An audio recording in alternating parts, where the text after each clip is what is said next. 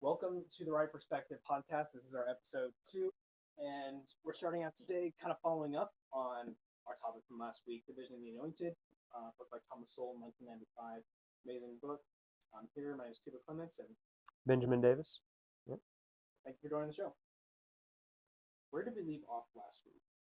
We jumped all around, so I'm not sure there's one place that we left off, but we talked about how the anointed are twisting our words, Right. twisting the language that we speak, uh, try to get us to accept their vision of the world that they're trying to mold us all into. Their premise, they're making fight. Mm-hmm. Mm-hmm. Yeah. So when I was listening to it yesterday, uh, Thomas Sowell was talking about uh, how most people, so there's the vision of the anointed, and then there's the tragic vision, is what he's calling it, that the rest of us uh, kind of, that's our worldview. In the tragedy in the Greek sense, Right. there's never, right, there, and uh, there's compromises and there's solutions. Solutions is what the anointed go for. Like, oh, there's crime, we can solve that. Yeah. In the tragic vision, no, we know that's part of the human condition. Yeah. Yeah. Can't change that. But we can mitigate part. Right. There will be crime. What are we going to do about it? How are we going to handle it? And how are we going to mitigate it? Yeah. Kind of reminds me of the different, and I guess some other way to explain that would be a it starts with a P. I forget the word, but a perfectionist or someone who idealist. So we want the ideal option, only the ideal option, and we believe our method's going to get us there. And then you have to make compromises, even though we want the ideal. I don't want any crime. I think crime is not a very good thing. Right. Of course, but Yeah, and we have to be careful about our language. That's part of what he was talking about is using words like naming. justice involved youth. Well, there was that where you're trying to sanitize it and move it away. Knowles was talking about this, how a reporter asked the New York mayor, Eric Adams, like, how are you going to, with the new Trump administration and the deportations, how are you going to advocate for immigrant New Yorkers? Yeah, they're trying to twist the language. Like, they're not New Yorkers. They're immigrants.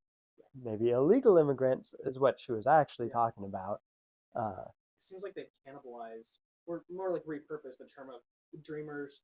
Everyone's an American if they want to be, which I think sounds like a great idea. American is an idea, not just a people. We're not a race. We're people with a set of cultures and ideas. But just because you came here doesn't mean now you're a New Yorker. And I think New Yorkers do take offense to that because there's a sense of pride there, and they hate the stereotypes.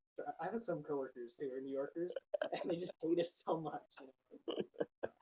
Understandable. Not as bad as the California, but It's very kind of like pizza, Italian, like what in here? yeah. But what were you saying? You used some language. I was like, oh, that you're using the. Oh, we all want the ideal. Obviously, we want these good things, and sometimes the anointed or the left, uh, will use these words that are good things. Oh, what is it? Like, we want progress. Like, well, we all want progress, but what's the goal? Yeah. And and sometimes our goal is the same, but you've got to be willing to take. Often that's the method, and that's what it was. Yeah, the method. The political system, I think before Donald Trump, actually probably before Obama, was that two people on opposite sides. There was a 6 or a 9 on the ground. Republicans said it was 6. Democrats said it was 9. We both agreed it was a number, but we disagreed on what number it was and how we should count it. Now it's just like we don't agree that there is a number on the board. So it's just this complete removal from reality from a common purpose. Right. Because a lot of it comes down to, is there truth Yeah. and is it knowable? Mhm. Obviously, we think that's yes. Yeah. Uh, And that does beg the question: if there is truth, there's beauty, there is the ultimate good. We should follow that. And you can have it under the guise of humanity, but it really is God. And you either follow that or you don't. And there's been a very big separation there. mhm. I once argued with a guy. He took debate in high school a lot. He did a lot of debate. Um, so you always had to ask him like, okay, we've been talking for the last half hour, and this is the well, it's this is the side you've taken. What do you actually believe? Because you didn't always know, because he's very good at debating. The one time that I feel like I kind of came out on top on a debate was, is there absolute truth? Now, obviously, I had the easy side, Yeah. but I would ask, you know, either there is a God or there isn't a God, Right. and it's Absolutely. like, well, what if there's multiple gods? Well, that's still there is a God. There's at least one God, and it's like, well, what if something that's almost a God? Then there's not a God, you know. It was uh, it was interesting. Very sad situation. I think he's walking away from the faith. Uh, You're gonna mention like how, and I don't mean this in an accusatory way. I don't know how you can live believing there's no absolute truth. I don't know. Like you can live, but I don't think you actually believe it. You can just live a normal life, Yeah, because you gotta act like some things are true. Mm-hmm. You don't get out of bed to go to work in the morning. You don't Yeah. eat. There's no You absolute truth. don't. There's purpose, and so you don't do it. Yeah. So obviously you don't believe it. And I think Jordan Peterson was touching on that when Richard Dawkins said that he was a cultural Christian, and Peterson was saying he's more of a Christian than he thinks he is. And it was an interesting point because he all operate under the premise that in the end, I don't know if you saw, but Jordan Peterson talking had a podcast. It was the most Mm-mm. unproductive thing on the planet. Like Peterson, who's going on and off hours, he was like, "Well, you have to understand all these things, metaphors and like what is mimetic ideas mean to you." And he's like, "It means nothing to me. I just care about facts." And it's like Dawkins is so uninteresting. I don't mean that to be insulting, but he didn't care about anything except um, Tangible. tangible things, and Hmm. he just cared about scientific fact.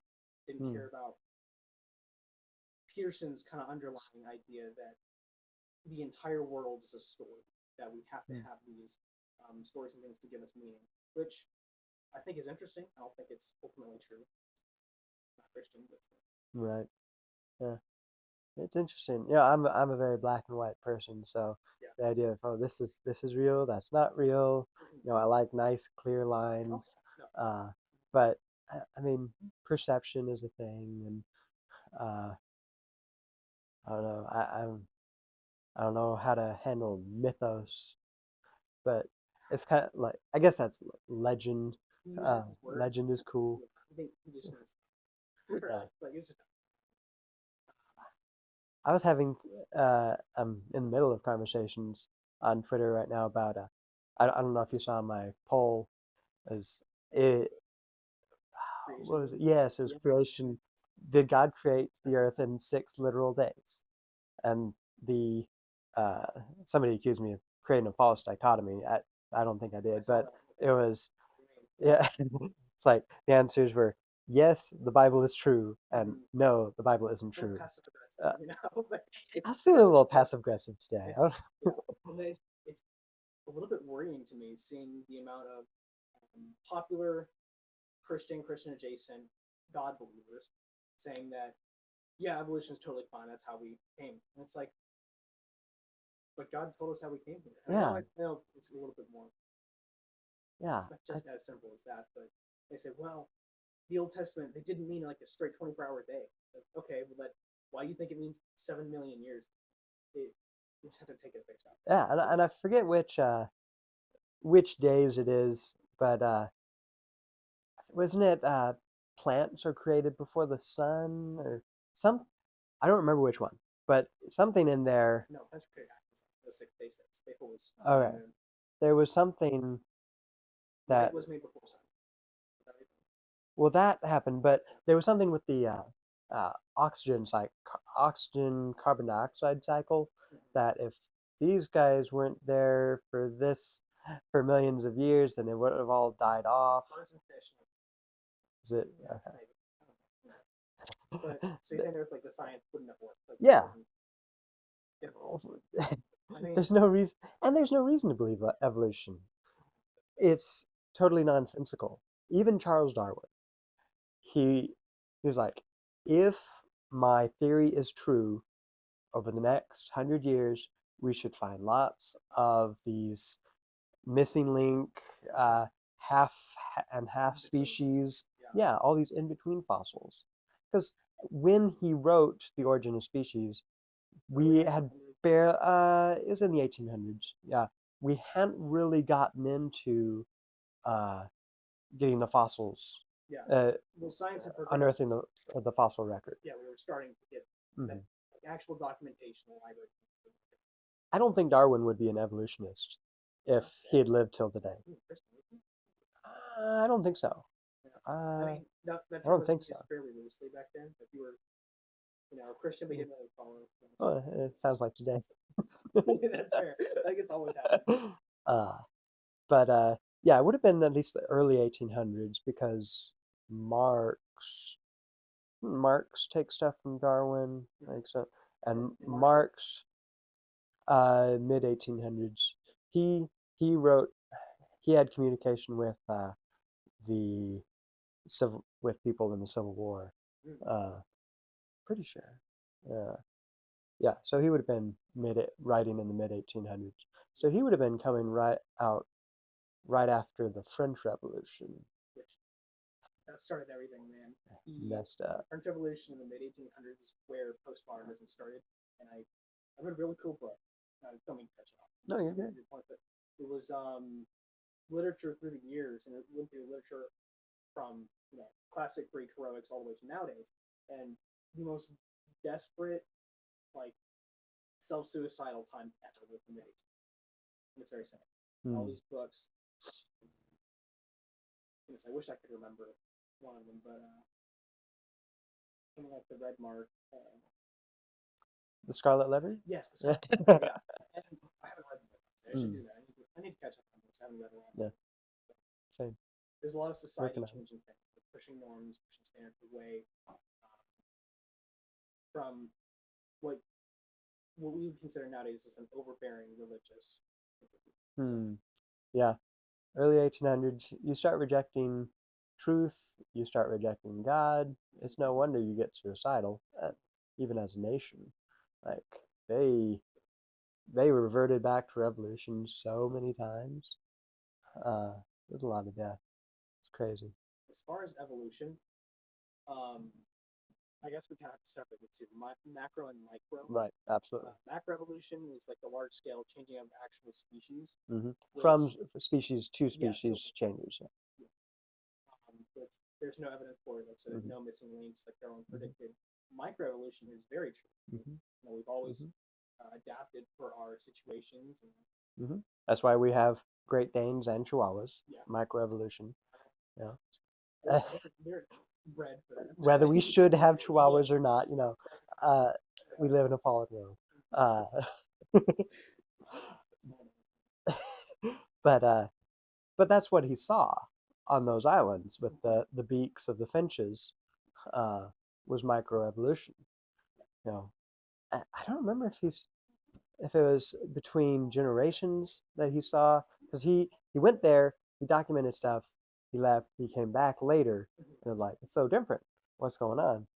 That's a crazy design feature that they could change their beaks depending on what's available.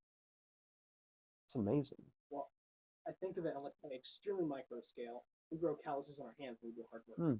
Yeah. I don't have any right now because I'm a soft-handed alpha.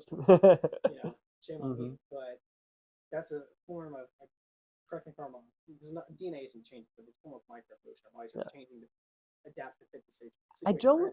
I don't think that would actually qualify, because well, no, it's not conscious, but it's microevolution has to do, I think, with uh, DNA expression. Mhm. Uh, so, and sometimes it's generational. Adam and Eve had all of the DNA for me and for a black man. So, but the DNA expression, now I may not have the genes anymore to have that much melanin in my skin. At some point, So I'm not, there's- yeah, so I'm not expressing those genes, but a black man is. He may not have some of the genes I have. He has some that I don't have. Um, and then on a one individual level, uh, what would be an example? That's a very long-term generational. yeah, Uh, 6,000 years. yeah, yeah. I can't remember what would be a good example for gene expression changing. Maybe growing muscles. Yeah. As your body is adapting and like, okay, let's grow out these muscles because you're lifting a bunch of heavy stuff.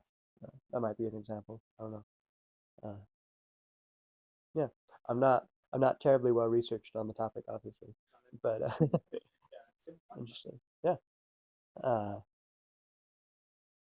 uh, we've strayed quite a far ways from Soul, But it's from a good. Thomas Sowell. I Yeah. don't think that's an issue though. Yeah. As far as just good conversation. Um, What was he saying in the last chapter? so I listened to the last chapter and it was on Fake World. Let me find the chapter name because it's Fake. uh, but it was on the false reality we built. Not we. The entire, and this is really important because he was talking about the advancements in technology that have affected the way society views our social issues.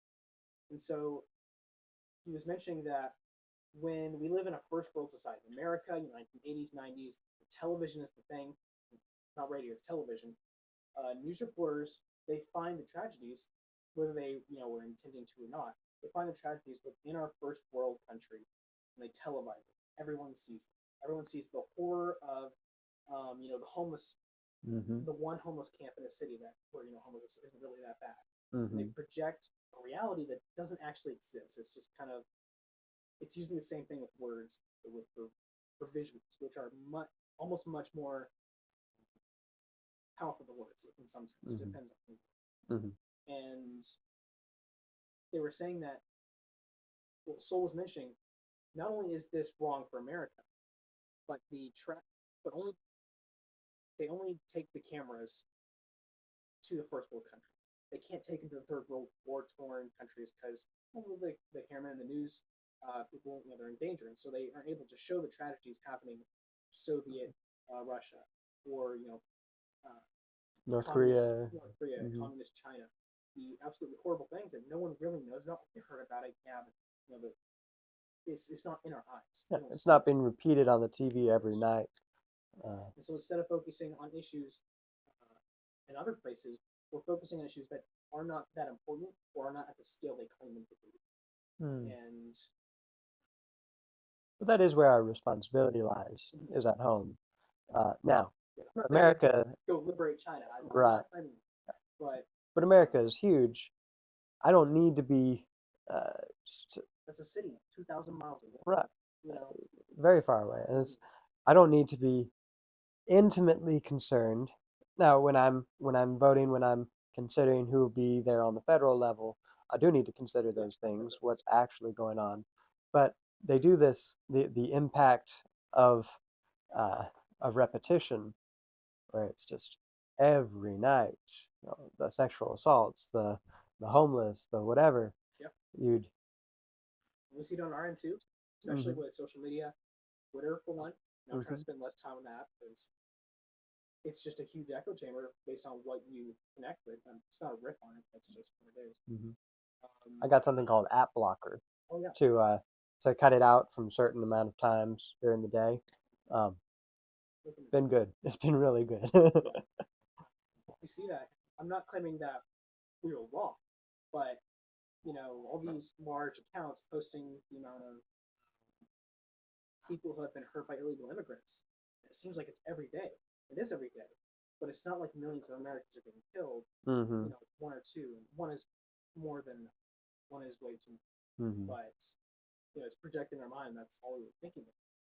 And yeah, it was talking about the false perceptions that are created through the television medium, and then which I think is much more important nowadays, considering the portal to hell we have in our pocket that is always just putting information. Mm-hmm. How can we fight being in an echo chamber? Well, I think that's one thing that I do enjoy about X or Twitter is that you come across a lot of people you disagree with, especially on our own side, Mm-hmm. especially in religion, which I try to stay out of because I'm not super great at arguing on that. Mm. But you do disagree, and sometimes it's not very productive. It's Mm-hmm. you're online with some anonymous person with you, and it's Right. Yeah, when it becomes like, okay, you're not arguing in good faith, you're not interested in what the other side is thinking. Yeah, okay, you have a great day. That's it. You can post so much, or that entraps your life and your soul. But you do see, I don't know if you ever go back and look at your previous, if you do get in an argument with somebody on Twitter, if you go back and look at your other tweets that are part of that conversation, it has 5 or 10, or I mean, for my size, it's usually 5 or maybe 10 people have viewed it, and it's like, who's getting impacted and influenced by seeing me hash it out with somebody? That not a lot. Well, I was thinking that like that's people that maybe are reading. Yeah, I for me that's a lot of people to influence. Yeah, it's like if I can be a blessing, then seeing kind of both sides, and of course I want to be a good example of being uh, uh, clean mouthed and respectful and logical. Yeah, yeah, don't want to straw man people. I read a fallacy book when I was in school, and when I was in school, it was like 6 months ago. But, back many moons ago. The fallacy book was just talking about the red herring fallacy that was a popular one. And again, on Twitter, it's like, it's drama, fake arguments. And you see this with is Mary a virgin? Or was she perpetual? Stuff like that. Just kind of strong in favor of this. Mm-hmm. It just isn't productive to make those arguments because you wouldn't say that in person, or at least some of these I would talk about in person. But not you personally, but like there would be a lot less of this poor quality, not very popular. Yeah, it's a good point. It's a good point. Yeah, I try to be careful about how I reframe people's points. Sometimes I totally miss the mark. So somebody, yeah, somebody said like it's important for pastors to have gone to seminary, and it's like, hold on, bro, hold on. I read. When I read it, I understood it's necessary, and I responded to that. Later, I realized, oh, he said important. I still disagree with that, but I think helpful is about as strong as I'd be willing to go with that. It's not mentioned in the requirements for elders. Seminaries weren't a thing, seminary would be basically a Bible college specifically for you're going to be a pastor. Now it's shifted a little bit to you're going to be a pastor or a counselor or something. But I still think of it as you're going to be a pastor. Let's train you to be a pastor. It's not a bad thing. No, I don't think so. I think it's helpful. They can go to any kind of school and just. Thank you. But I've read their Bible. Really, I'm in God. Mm-hmm. Yeah. No. So I failed on that one. I misread. Uh, Yeah, and people have been able to call me out on that at least once. But uh, yeah, I know read carefully. I know I've done that before. I can't think of it at the moment, which I don't know. Maybe I should know soon, but um, yeah, so the chapter was on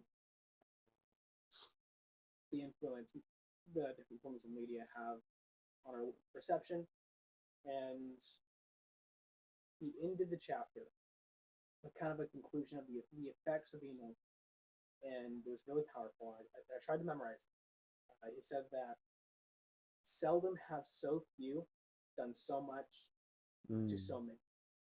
It's that the anointed, they're a very small amount of um, visionary elites, people who've gone to school with their grand ideas.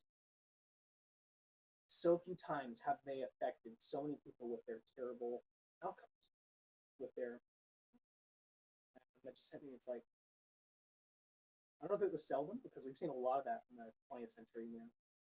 well, that's kind of what he's talking about.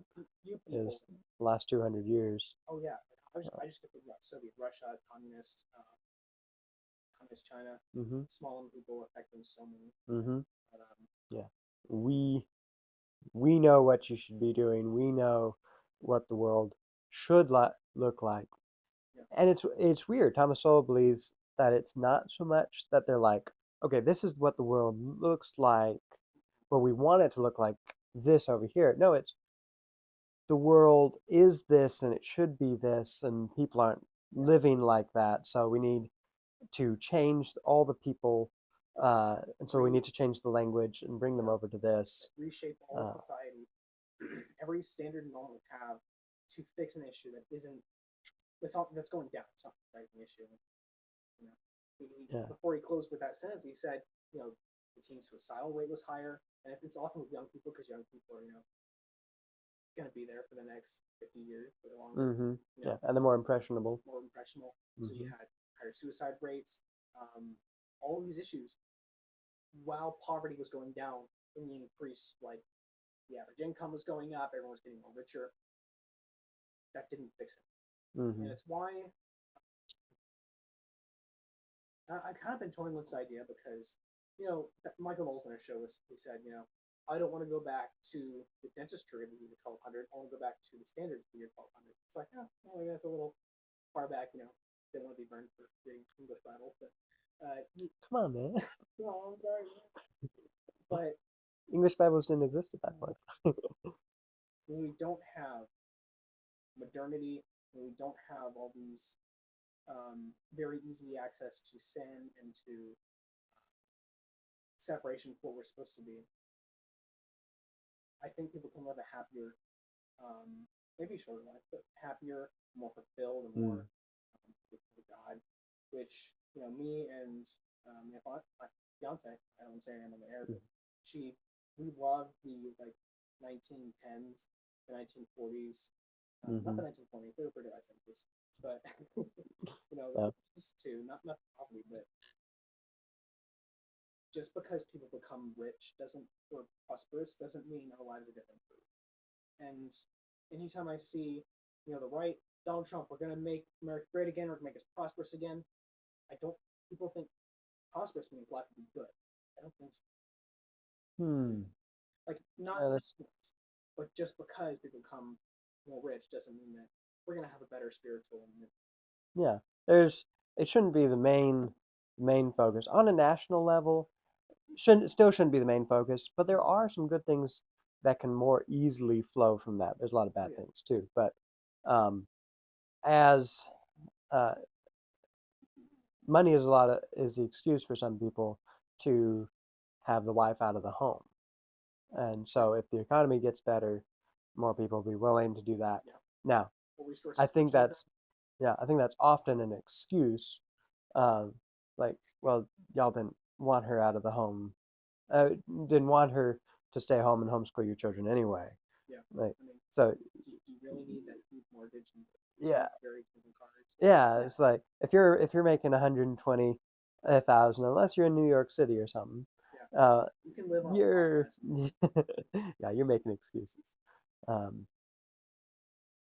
yeah. Shall we talk about the election, the exciting things Yeah. happening? So Kamala Harris has been elected as president of the United States. No, That's fine. Fire. credit credit to Ben. He was correct about the national Trump winning the national Popular vote. vote. I disagreed. I thought he would lose that by a couple million. I was wrong. Ben was right. Apparently, And he won all 7 swing states. So nice. much more correct than I was. And I guessed like 275 Yeah. electoral votes. It was 312. I think I went to like 280. Okay, Man, nice. seven, what, 7 states white. Nice. That was great to see an election now. I don't know about you, but the whole family were watching Daily Wire live stream. We were watching, Yep. we're looking at Virginia. And we're like, we might Yeah. actually win this. Like, because we didn't get our hopes up because we knew probably they're going to pull something off. They're going to cheat, whatever. Did you see that they did the dump? Wisconsin, yes. And it was too little. Now, unfortunately, Maricopa lost that because of late night ballot dumps. And then they're doing the same thing to Steve McCormick in Pennsylvania. Is that looking like we might lose the House or just not have as much margin? We're projected to win the House. We have 218 seats declared. The final votes haven't been counted. On the Senate, McCormick, Pennsylvania has been they've been counting illegal ballots. Like they've been counting unsigned, improperly signed, improperly dated things that's bringing and McCormick's it's getting really, really close down. There's like 1%. At the beginning of the night, Pennsylvania was leaning blue. I was really glad to see partway through when it flipped red a little bit. Maybe. I'm excited about Virginia. It's always been a dream of mine. Virginia would go red, and it was looking like that for most of the night. Like, oh, we're a little bit there. But that's like, no. Wait till 12 o'clock. That's when all the big counties are going to drop their blue ballots because there's that ton of Washington, D.C. people who live in Virginia. And then it's going to turn blue. And it did. I was like, okay, it's my youth and experience. So yeah, we won. And that is a thanks be to God. I hope many great things come from this administration. I pray that we will end abortion nationally. I pray that. We'll fix many other issues. I think that's something we can all look for. Yeah. And I think it was just that I didn't know that no Republican had gotten the popular vote. Yeah. So I didn't know enough to doubt that he would get the popular vote. Oh, okay. So you thought, oh yeah, we can do it. Well, have you seen his rallies and her rallies? And it's New York, she's New Jersey, nothing. It's been a fun thing. Saw fun. A little bit of stress, but It's exhilarating. We saw Trump get shot in the ear.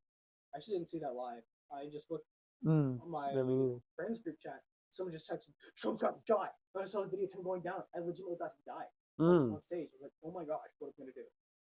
And then we had, I think this will be a forgotten moment, but I will.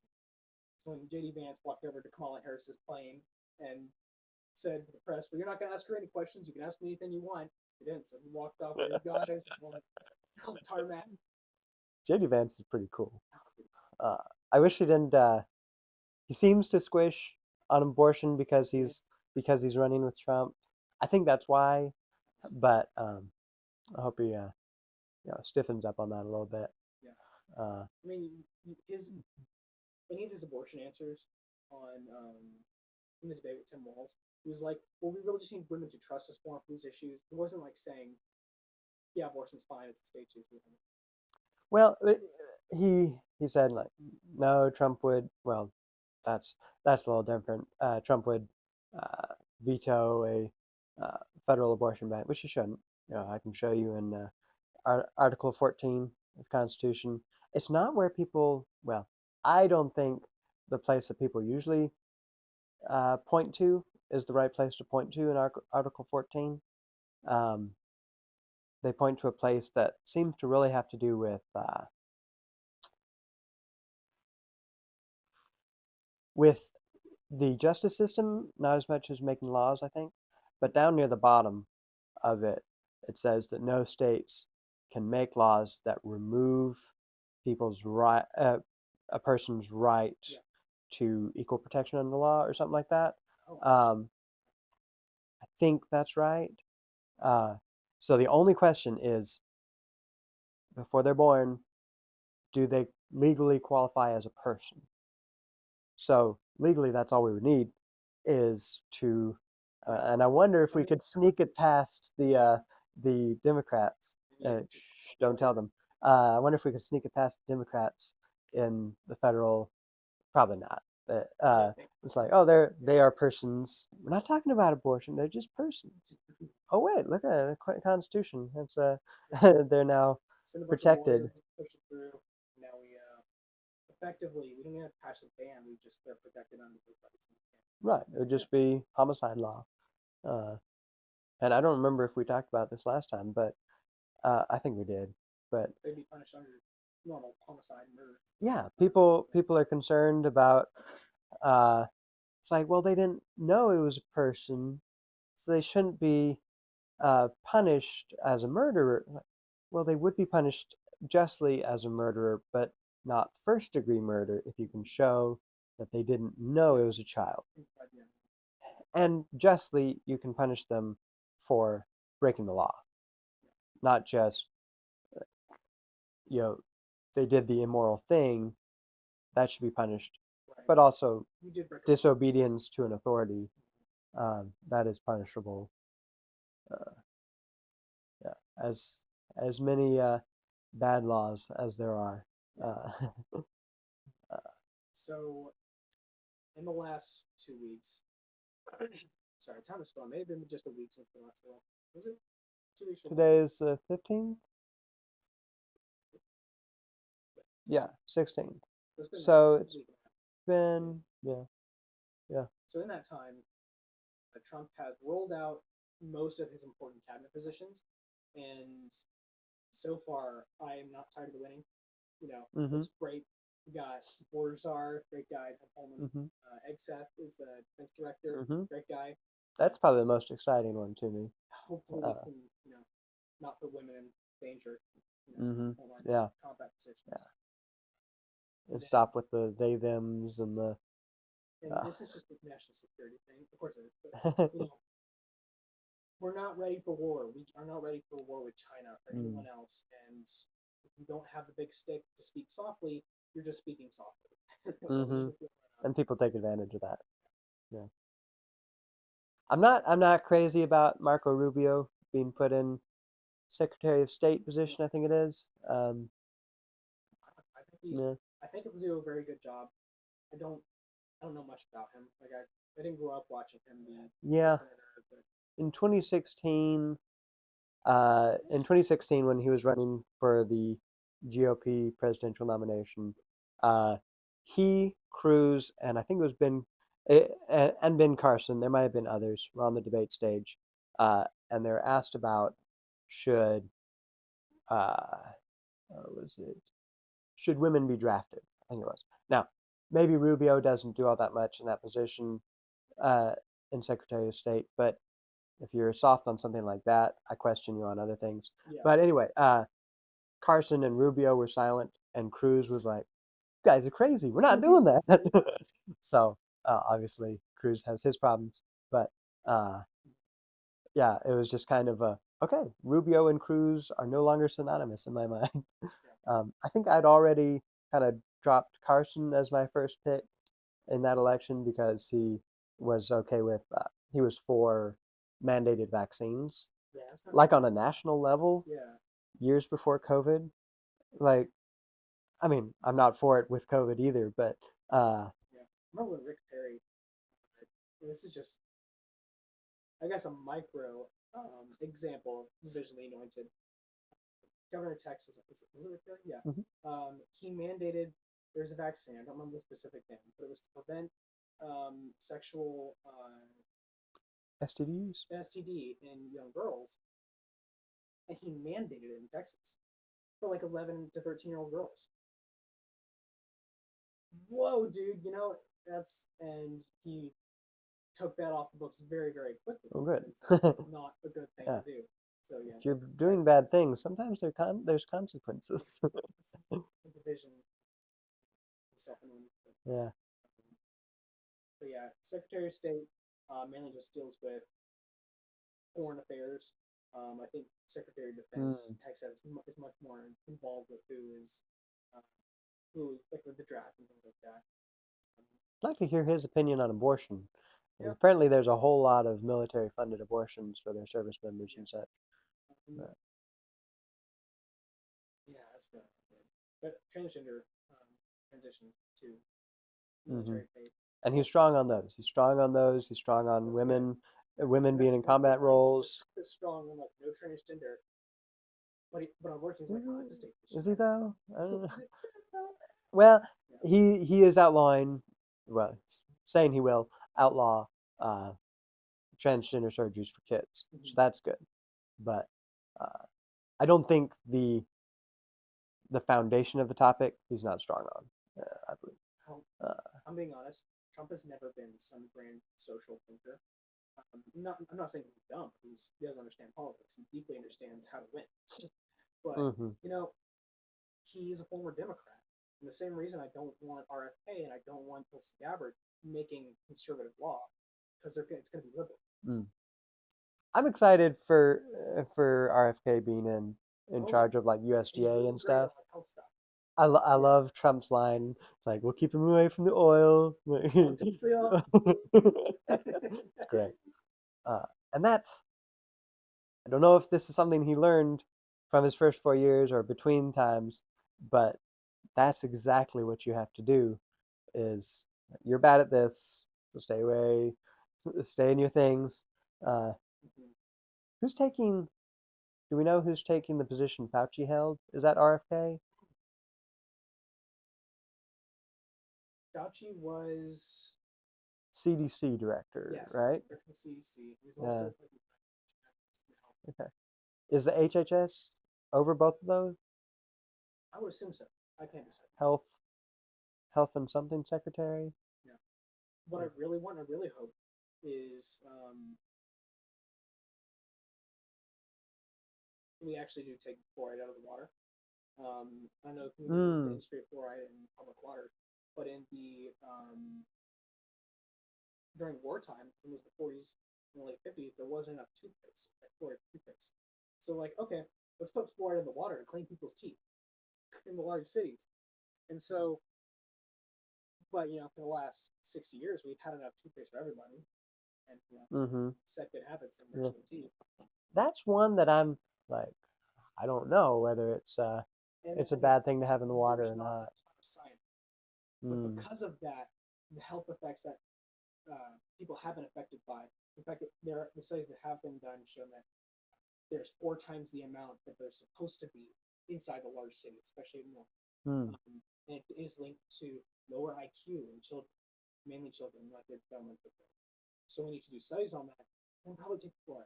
Yeah. It's not really clean meat. Excuse me. Sorry. Yeah, the fluoride is. I'm slowly getting red pilled on a lot of stuff, being on Twitter. Yeah. But fluoride is one that I listened to Andrew Huberman's talk on it. You're familiar with him? Yes. Yeah, good stuff. I listened to that. I don't know. I just don't know enough about fluoride in the water. It's not water, so I feel like maybe it shouldn't be there. But you have to have clean water. But do you really need to have large amounts of chlorine, fluoride, all these chemicals, and then constantly drink that over and over and over? I'll take chlorine in the water over sulfur. Have you ever been somewhere where sulfur is what's being used in the water? Every time you turn on the sink, it smells like rotten egg. Yeah. First world problem. Yeah, true. Smelling rotten egg. I'm sorry. Good point. I didn't have to walk 5 miles for that. Heavy bucket of water in the well. Complaining about my running water. No, mine doesn't have that, so I'm not complaining about mine. But there was a place up in Pennsylvania where they did that. Texas, sulfur water, which is ready for your sponsor for today. Yeah. I'm Benjamin Davis. I run the Skinny Tie Shop. This is my discernment tie. It has the light and the dark to help you remember to discern between when to speak, when not to speak, discern between good and bad. And for people who are not super black and white, as I am, there's even this spot in the middle where it's a little harder to tell. Anyway, these are great looking ties. If I do say so myself, go get yourself one. SkinnyTieShop.com. Yeah. Alrighty. So usually we'll have a Q&A, but I don't know if anyone has any questions or posts. I didn't get anybody. Didn't get any questions from anybody. Hey, what's the questions? Yeah. I meant to. I don't remember if I did. I don't think I did. Oh well. We can do that next time. Yeah. As we get bigger and start having millions and millions of listeners, I don't think we'll have any problem. Yeah, it'll be fun. Yeah, yeah. I guess our final topic before kind of close out would be how young men should prepare for marriage. Yeah. So as you are currently doing that, I am. you know, a lot of these questions will be more pertinent for people before they have found, but their future spouse, but their stuff right now.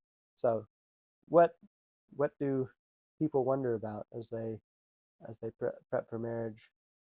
Well, I don't think there's a huge amount of preparation for marriage, and not to just on a conservative young men like me and others, but it doesn't seem like there's a common complaint here. There's not a lot of good women, which there's a lot down here, rural Texas, rural the South, a lot of great Christian girls, but preparation. I was in a unique situation, knowing my fiance for 8 years, been good friends, and then together for almost 3 years now. I've been engaged for about 2 months, so I never had to prepare without having her in mind. So I can't really speak to that. But what I've done to prepare is try to find my number one. I try to find a job that I could support family with. I could financial, because financial is what's going to provide us with a house, food, safety. Those are things that were like the forefront of my mind, and then probably what should have been the forefront, and it is much more now, is that we're trying to prepare myself spiritually to lead a family. If I don't have kids for a while, hopefully not, but if I don't have kids, we're still a family. I need to lead them. I need to constantly in prayer and having God leading me to help lead the family. And I think what's really been good is we started praying together often. Excellent. Yeah. So as you prepare for marriage, there's the financial, there's the spiritual, there's your maturity, and this kind of goes under the spiritual and the maturity, but there's this emotional intelligence, there's this emotional maturity. Working on patience, working on communication skills. That's a that one said so much. Communication skills. What does that mean? Communication is so important. We just keep getting pushed. Cool. Communication. Yeah. It's like, but what does it mean? Well, it means you're not assuming you know what they're talking about. You're asking. You're actually listening. Good faith. Yeah. We're a team. We do this together, and genuinely understand their point and what they're trying to say. That's something. My fiance and I have been working on, because we have exactly opposite different personalities. So communication was a little hard for us in the beginning, but the more we've grown closer together, it's gotten really good. There's going to be disagreements in the future, of course. But, and as you're courting and as you're engaged, one of I think you're already doing this, but one of the things that was very helpful for my wife and I was getting a list of questions. We actually had 2 lists of questions to ask each other, because unmet expectations are a very good breeding ground for strife. So we got a a set of questions from John Piper's website, Desiring God. Uh, that's just where I found a good list of theological questions to talk about. So making sure we're on the same page there about family life and God and church and all that.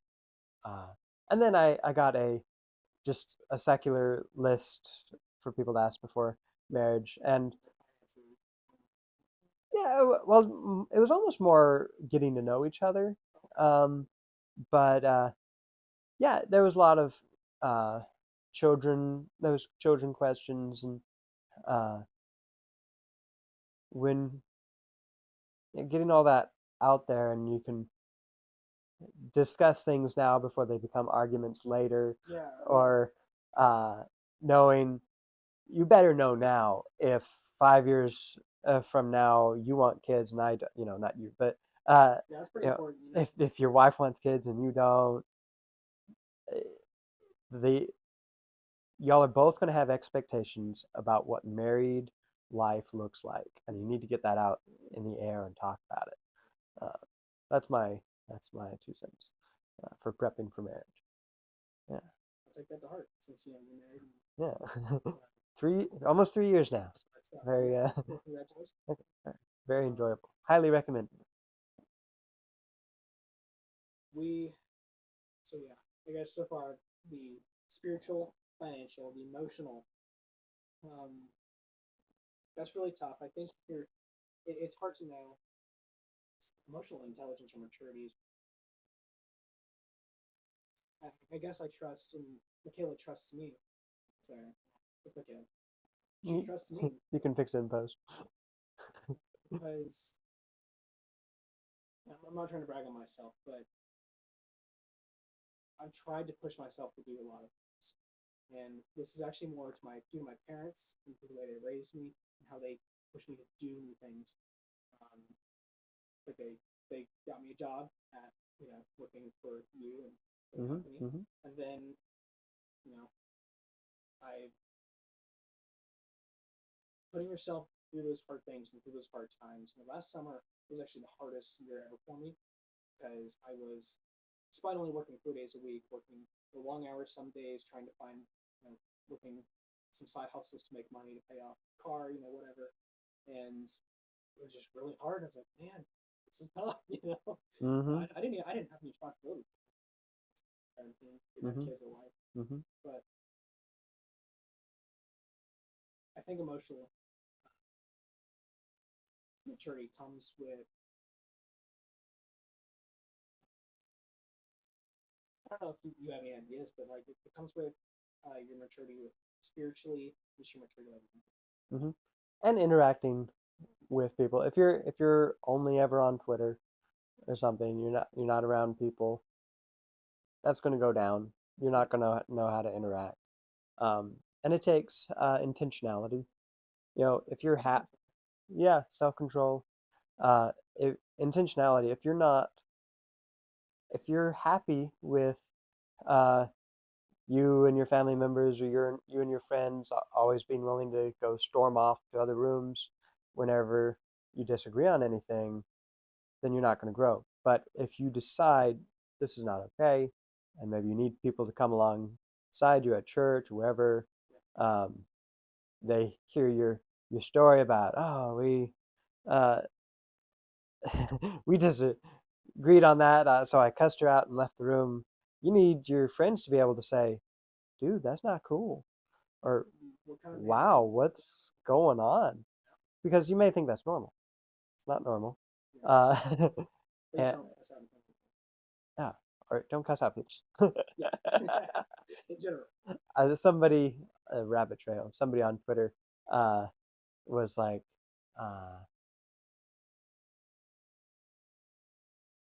cursing is a masculine trait. Why do women do it? Or why do women want to do it? And I was like, I think cursing's a degenerate trait. Degenerate trait that maybe affects me. Yeah, it's true.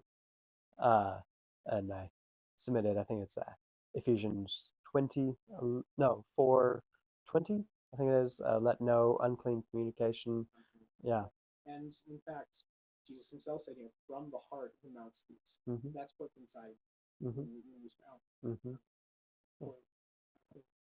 Yeah. And it doesn't just go for curse words; it goes for unclean thoughts, Crude speech, crude speech. jokes. Yeah. So there has to be an intention. There has to be a decision. I'm not going to keep living this way. I'm gonna seek God's strength, grow in this area. That's trying to hone in the fruits of the spirit, working on your vices and your flaws, and I guess. Yeah. Inundate yourself. If you're struggling with that, inundate yourself with the scriptures on that topic. If you're dealing with laziness or a unruly tongue or whatever, just find those scriptures, study them constantly. Yeah. I know you have to go soon. I do. It's Engagement photos with the mm-hmm. fiance at 3:00, which is in 30 minutes. Yeah. It's such a short one. But yeah. Anything else that sparked interest? Yeah. I just listened to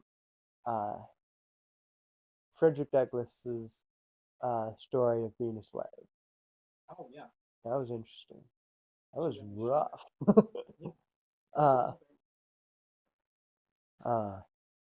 Yeah, and even with that, I have to be willing to take a little bit of salt, take some of it with a little bit of grain of salt. Okay, he was directly impacted by this. He was my age when he wrote this, I think, so he's still emotionally clouded, I suspect, by it a little bit. Yes, no, he had a terrible experiences, and so did the people around him. But some of the things he said, I don't know. I don't think slavery is wrong in all situations. The Bible. Indentured servitude. Yeah, if it's done correctly, it could actually be a blessing to a lot of the homeless people in America.